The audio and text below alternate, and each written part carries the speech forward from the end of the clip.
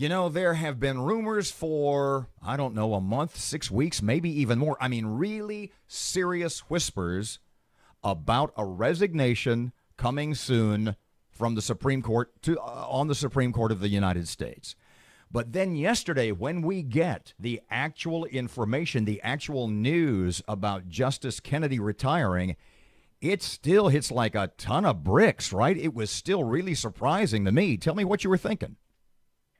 It has been highly anticipated for a long time, as you said, and we sort of knew this was coming.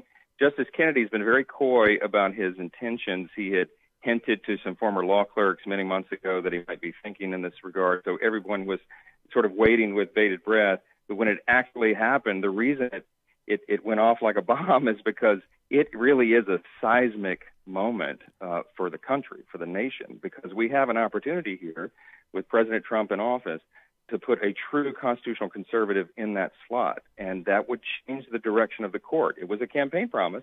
The reason that many people voted for Donald Trump to put him there. Solid five-member conservative court now, right? Well, but the thing about it is, Justice Kennedy is widely regarded as the swing vote, and he has been. I mean, over my whole legal career, he's been in that slot. And in so many cases, so many pivotal cases on so many issues over the last 30 years have been decided 5-4. And in many of those, Kennedy was the deciding vote, and he was always unpredictable because you couldn't really tell where he would be.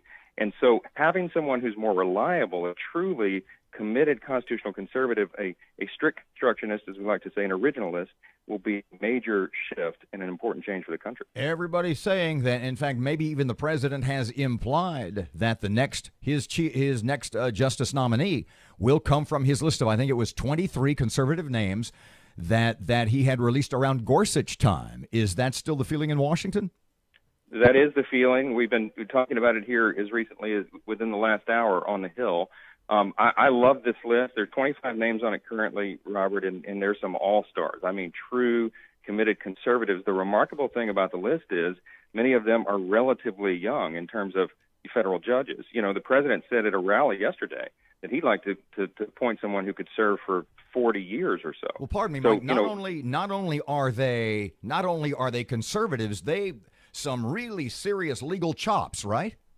Oh, absolutely. I mean, it's an all-star list of jurists, and that's what you would want and expect. But very fair-minded people, but people who are truly philosophically committed.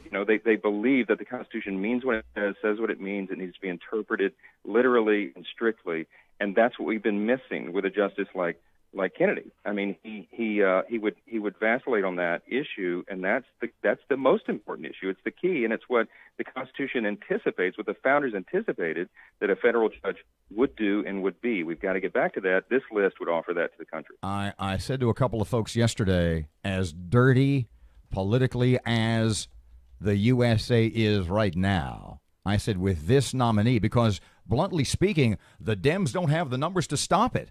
So that being the case, you think you've seen dirty to this point. You ain't seen dirty yet. Am I off the mark? Well, no, I think that's right. At the end of the day, there really isn't anything the Senate Democrats can do to stop this because the rules are currently that you just need 51 votes.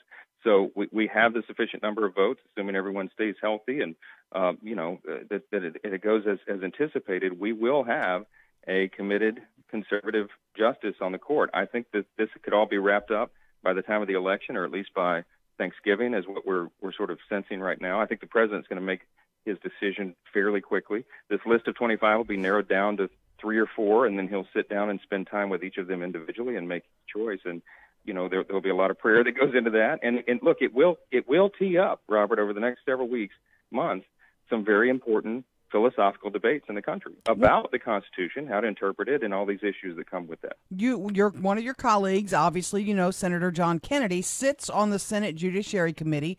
They will be interviewing the nominee. Does it help that Louisiana is going to have a direct line of questioning, a role to play in who's the next Supreme Court justice? Yeah, absolutely, and Senator Kennedy is exceptional at that, as we've all seen over the last year. He's been able to sift through some of these nominees and call them out when they were unqualified. In fact, couple of previous Trump nominees were removed from nomination after Kennedy got done with them. He said famously on the air a couple of days ago that he's looking for a federal judge who's a cross between Socrates and Dirty Harry.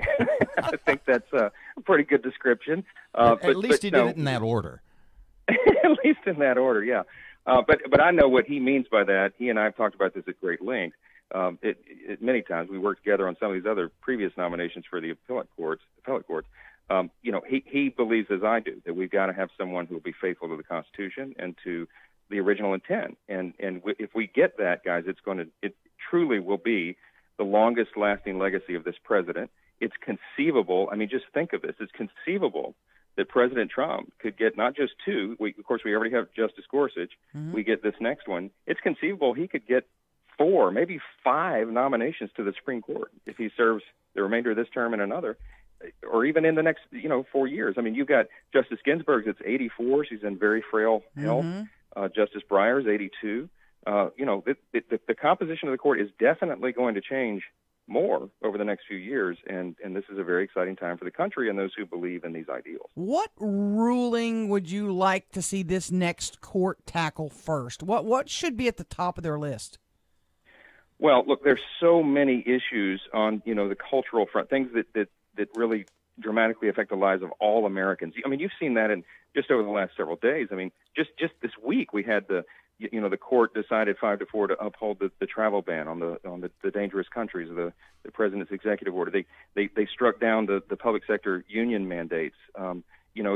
Last week we had the case where they upheld, or they struck down the California law that required crisis pregnancy centers, pro-life centers to advertise for abortion. So, these things go on. There are some cases already percolating through the system on abortion, on some of these major cultural issues that this next court and this next justice who is appointed and approved, they're going to get to decide, and it's going to be a big thing for the country. Mike, Democrats are jumping up and down saying Republicans are hypocrites, talking about the so-called McConnell rule going back to the Obama administration when Republicans in the Senate blocked or wouldn't bring up for a vote on an Obama nominee until after the election. Now Republicans are saying we're going right at it. We're going to do it before the fall. Is there some sort of double standard there, do you think? No, they're being very disingenuous, the Democrats, when they say that. What we're referring to is known as the Biden rule, right? When Joe Biden was in the Senate, he's the one that set a precedent that says that the Senate will not hold a confirmation hearing for a Supreme Court justice close to a presidential election. We're nowhere near a presidential election. We have elections for Congress this fall, a few Senate seats and everyone in the House. But that is a very different, entirely different matter. You have those every 2 years. If that became the rule, we'd never confirm another justice, because you could argue that there's always a pending election. So, I don't think there's much to that. I think there'll be a lot of discussion about it, a lot of talk, a lot of debate. But at the end of the day, McConnell runs the Senate. The majority party gets to make these decisions, and thankfully we've got a Republican conservative majority that should get this job done.